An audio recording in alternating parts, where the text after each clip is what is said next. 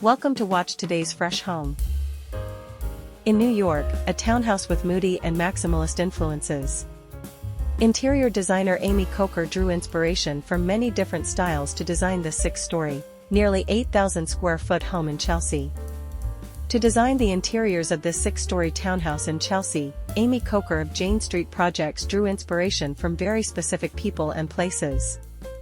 One is the Maison de Verre in Paris, a steel and glass residence of unthinkable modernity at the time of its construction in 1932. The other is Adolf Loos, an Austro-Hungarian architect who rejected ornamentation in favor of luxurious materials, sometimes covering entire rooms in marble or mahogany.